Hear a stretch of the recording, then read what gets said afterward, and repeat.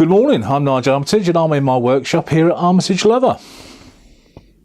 I am a bespoke maker. That's the short version really of what I do. Somebody will ask for a specific item for a specific purpose. Together with that customer, I will design that item, and if they're happy, I will make it. The longer version is I also teach others to do that. I will help with their design, their construction, and the skill set that they need to undertake that task. And for many years I've been a maker, but I would say more recently 60% of my time is taken up with teaching and consultation, and 40% of my time is actually on the making. So I'm making far less now than I ever have before, except more people are asking me to make stuff. I enjoy the teaching, I really do. I feel, for me, it's far more rewarding to see somebody else bloom and take on those skills. And it's a personal journey for me, because I've been in this industry for 30 years and I have seen it decline to the point of almost disappearing. In the UK, I can't speak for the rest of the world, but certainly over here, hardware companies, tool manufacturing companies, leather suppliers, distributors, tanners have begun to disappear or have disappeared. But there seems today a little bit more of a resurgence, and more people are coming into it than certainly were when I started. I didn't even know it was there until I happened across it by accident. And it's lovely to see people coming into the craft, taking on the new way of doing things because it's easier and more achievable, but also then look at the more traditional aspects and going back to the old way that things were doing and bringing those skills back. That's really rewarding for me. Is there a resurgence in leathercraft? Yes, there is, definitely, without a shadow of a doubt. The leather industry declined and all but disappeared. And I feel that the leather craft is working, because leather work and leather craft are two different things. Leather craft are where people start. Key fobs, patterns, pre-cut items. People have begun to seek these out. I think there's a natural desire for people to be able to be independent of manufacturers, to be able to make something themselves. I can make this, I have tried this, I have succeeded. Whatever degree that is, it doesn't matter. The fact that you've made the effort to try, you've made something, and there's a sense of pride that goes with that. And I think the leather craft industry has assisted with that no end. I also think then in turn that is a springboard to leather work, where people are taking it more seriously, looking at a cottage industry perhaps, or come up with a product that they feel that will sell, and are developing that pattern, that technique, the skill set used to make it. So leathercraft is certainly growing. I think it's probably stronger now than it's been for many, many years. And I see the people coming into the leather industry taking it more seriously grow, which is wonderful, because that's keeping suppliers and tool manufacturers busy. And if they're busy, they're not going to disappear. So yes, leathercraft is growing, definitely, and so is leather work. Terminology. What is a leather crafter? Somebody who crafts leather. That's the short version. I would imagine if you look in the dictionary, it'll give you a very similar version of that. There are a number of labels that you can attribute to yourself and other people who work with leather. A leather crafter is somebody who works with leather to a craft level. And craft can be used in two ways. You know your craft, you understand your craft, and it's a positive thing. It can also be a disparaging term that, well, it's only leather craft, it's, key fobs and wallets and stuff. It's very difficult to define and put into a bracket. I'm not going to attempt to do so. But I would say if we were to follow a very simple guideline, that a leather crafter is somebody who's coming into the leather world, who is doing it for their own benefit, on a hobby level, I suppose. If somebody were to start making money, if they've increased their skill set and their understanding, and they have a full toolbox of techniques to draw upon, and once they start to make money, then they're a leather worker. They're working with leather. You could, if you wanted to, throw the word professional in there. Anybody that makes money at a role is a professional worker. So, you know, we are looking at potentially a leather worker being a professional, making money from it. I'm a maker. I call myself a leather smith. And I understand it's a misnomer to many, but there are some very specific roles within the leather world. A saddler makes saddles, a bridle maker makes bridles, a harness maker makes harness.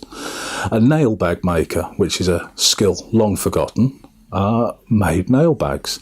An apron maker, and so on. This is back in an age when every discipline had its own organisation and guild. Today, that's not the case. The leather industry has declined to the point that these guilds have all but gone. We have the Honourable Guild of Master Saddlers, one of the few guilds still going, and the Association of Master Saddlers, again, one of the few guilds still going. But I'm not affiliated with those because I don't make saddles. I'm not set up to make saddles, and I don't make saddles. I don't make harness. I don't make bridle. I make all the bits and pieces that fall in between. So I'm a leather smith. I work leather. That could be bags, it could be sheaths, it could be belts, it could be wallets, it could be cases, it could be slips, any number of items that fall in the middle. And the idea is that when a customer comes, they dictate the item that they want, and I will make that item with them. And as a result, that's where the name came from. I'm not purporting to be anything other than somebody who is just a maker. What got me into leatherwork? I wanted something making. I've always been outdoorsy. I've always enjoyed camping, rough camping more than anything. And I wanted a sheath making. So back in the days, I mean, we're going back a good length of time. So I'm well over 34 years old. I wanted a sheath making, so I went to a saddler, and most towns back then still had a saddler. The short version, and anybody that comes to the workshop, I will give them the long version. It's not that interesting. But the short version is it didn't happen. He never made it. So I walked out of that saddler's with enough leather to make the item that I wanted myself. So I went home. I had no idea what I was doing. There was no internet. The library was full of tassel books and dodgy 70s ideas of how to fashion a piece of leather, and it really didn't fit what I wanted to make. So I had a go. I had no idea what I was making, no idea how to make the holes, no idea the saddle stitch even existed. I think I probably did a running stitch and probably put the holes in with a nail or something. But it was awesome. It was fantastic. It was the best thing the world had ever seen in the history of everness. It wasn't. It was horrendous. It was awful. But I'd made it. I'd started that journey, and that had woken something primitive inside. You know, I can make stuff, and I'm sure many people, and I know they do because I've had this conversation, have had this same feeling of I can construct something myself, and the reward of doing something is phenomenal. It really is being able to take an inanimate object or a piece of two-dimensional material and fashion it into something that's got a purpose. And you did that. It's fantastic. There's no feeling like it. And I was hungry. I was really hungry. And it got to the point that I began to badger a saddler, a different saddler, because the first one was a little disappointing. We became friends, and he would tell me what he was doing. He didn't teach me. He'd sell me leather and say, well, this is what you need to do. This is where you need to get it from, and gave me tips and ideas. But ultimately put me in touch with a saddler who was taking on somebody to train. And that's where my journey really began. It was limiting. I was just stitching harness, unpicking it, restitching it because I got it wrong over and over and over again. But I was on that journey. I was taking the first step into learning how to fashion leather items properly, cutting, edging, creasing, stitching. It was wonderful, and I just soaked it up as much as I could, and I've never looked back. YouTube, when I started in the leather world, I may have made reference to libraries. There was nothing in them. There was no internet. One thing that I found, the industry was extremely secretive. I was working for a company stitching bridles. That was it. It was a good experience to get that level of stitching and looking at different ways that different companies made bridles. And I remember speaking to a chap on the next bench over and asking him what he was doing. And the tirade of abuse that I got was surprising, but clearly defined. He wasn't sharing his secrets. And when you ask people how to do different techniques, or you wanted to step out of the norm and make something different, become a leathersmith,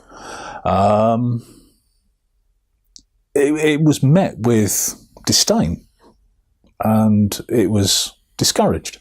You're a harness maker, you make harnesses. You're a saddle maker, you make saddles. That's it. You don't step out of those boundaries. You're very much within those confines. And I didn't agree with that. And I didn't like the secrecy. I didn't like the withholding of information, because at that time I didn't realise how much the leather industry was in decline. But you could see why it was in decline, because of that level of secrecy. And I didn't like that. It was really difficult for me to find.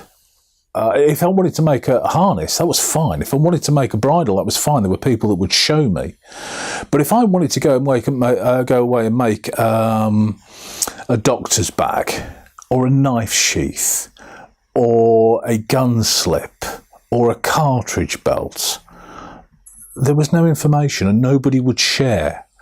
So I would say when I finished my time, I probably learned 1/5 of what I should have known, but spent my time then trying to discover what was missing, filling the gaps, which again refers back to why I call myself a leathersmith, because I think I fill the gaps.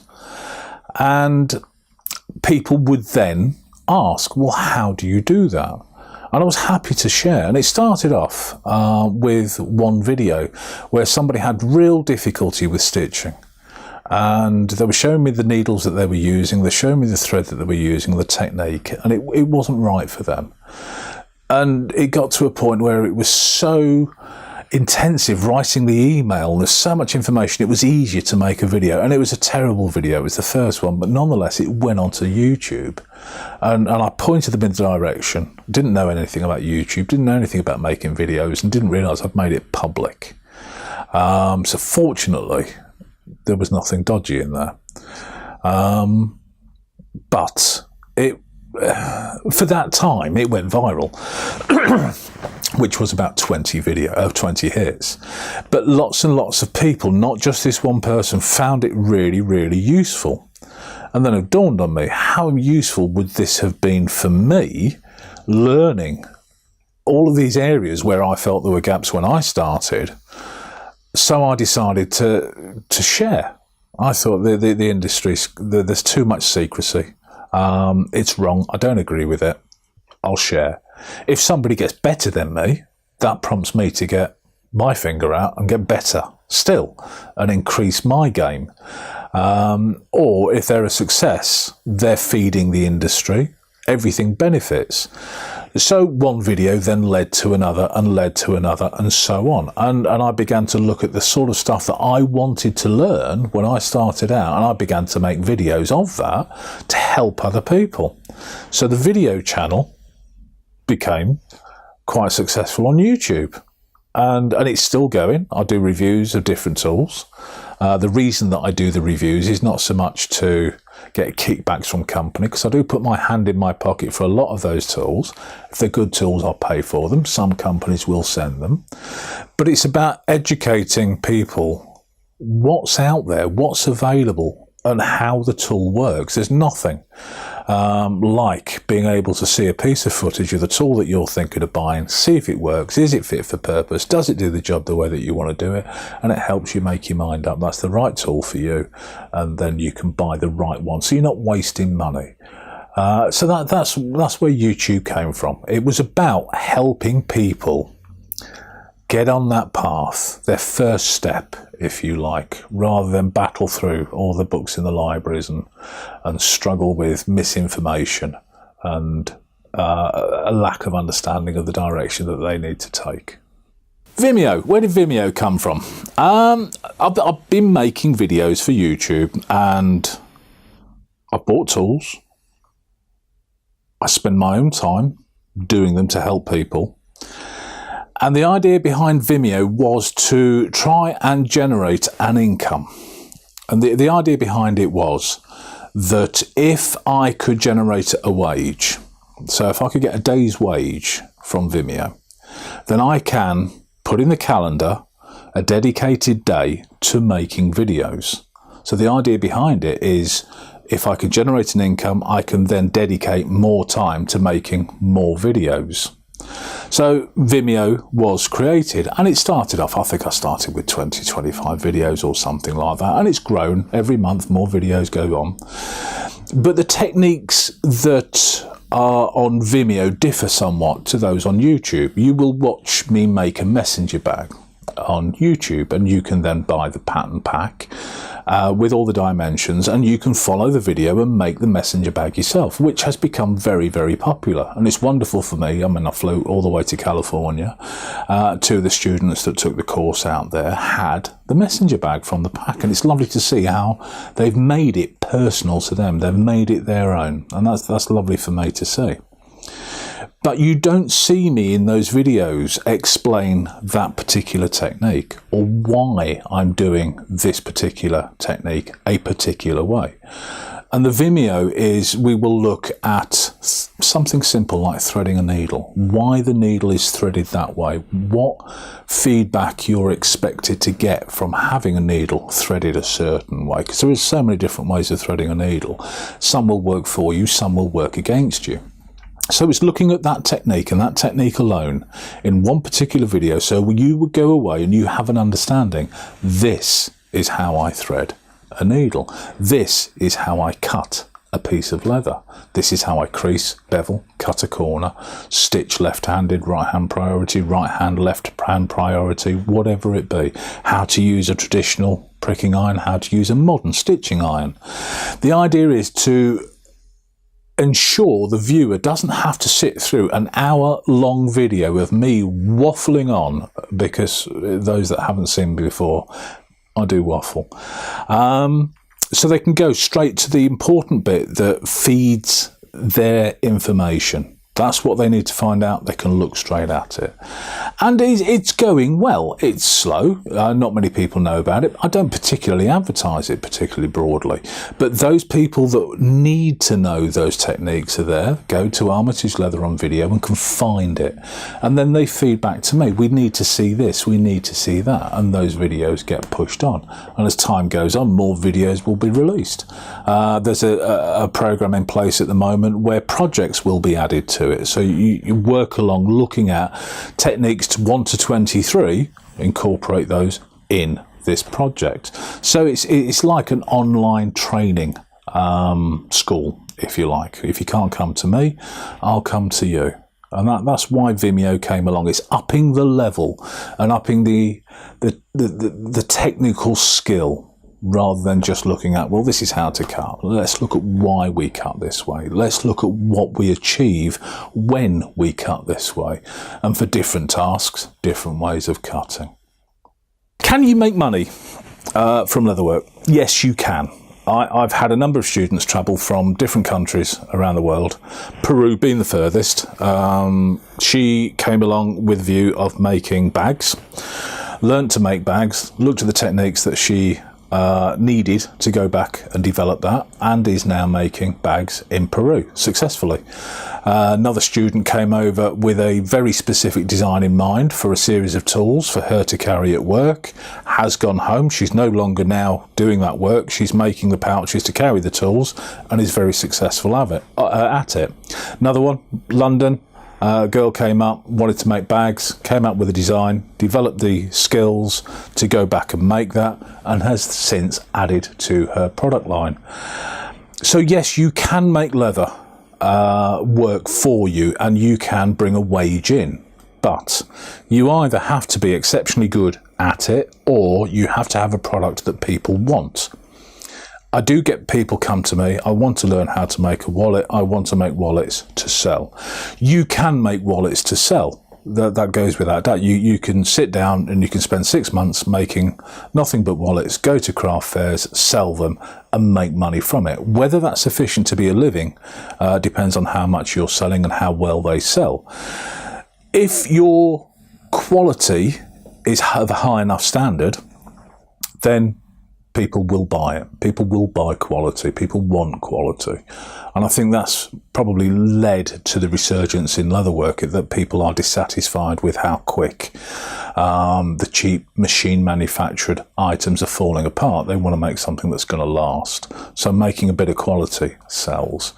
Or if you come up with an item that people didn't know they needed, if you come up with something unique and then tell the world you've got it, they'll bite your hand off.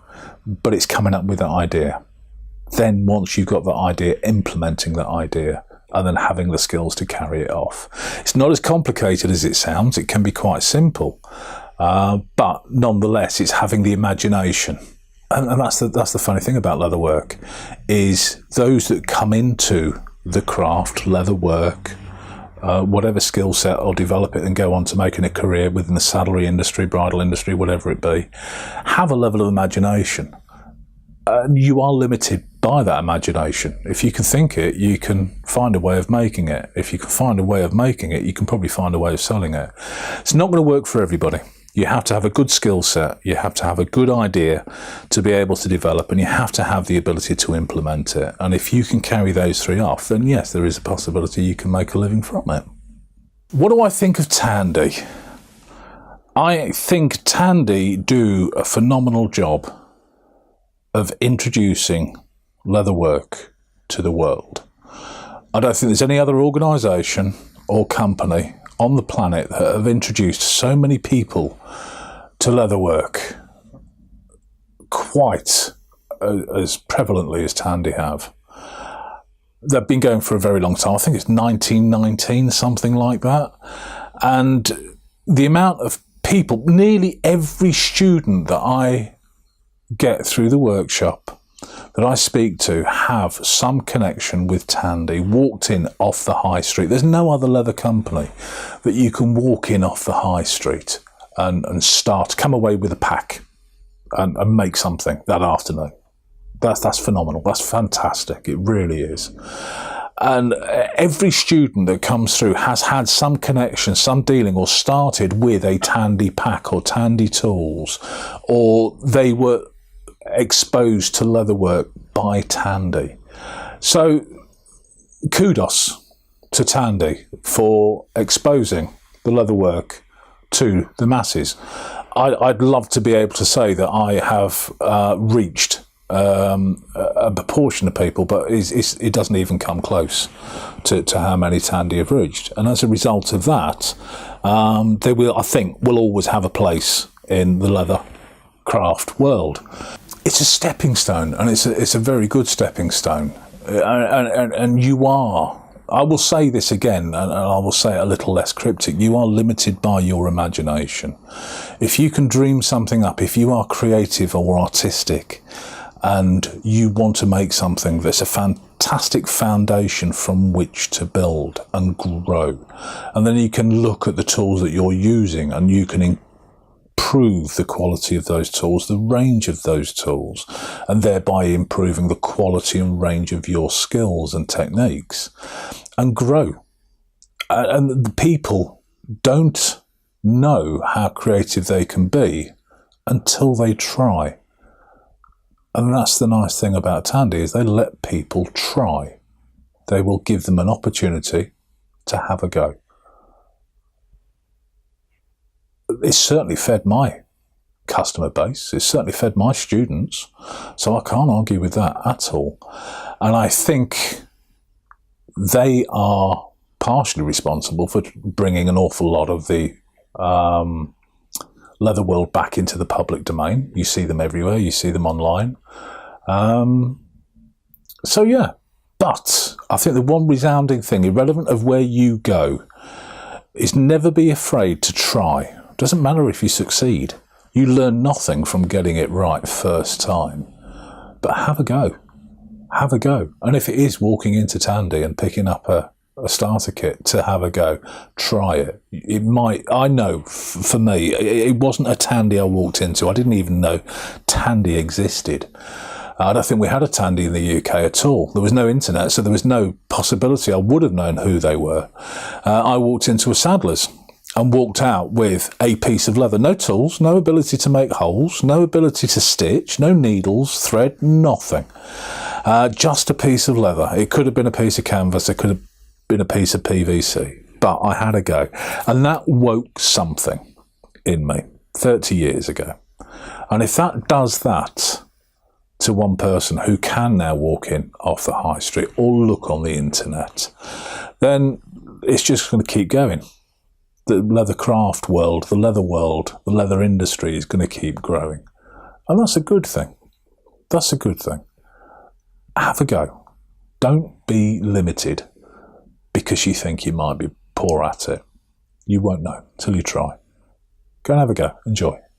If you want to have a look at a different way of undertaking leather work, go and have a look at my YouTube channel. Search Armitage Leather on YouTube. Come and have a hi on Facebook, Armitage Leather again. And if you want to subscribe to Vimeo and look at the techniques and the skills done properly, then Armitage Leather once again. But it doesn't matter where you start. It doesn't matter how you start. Have a go. As long as you start, that's the main thing.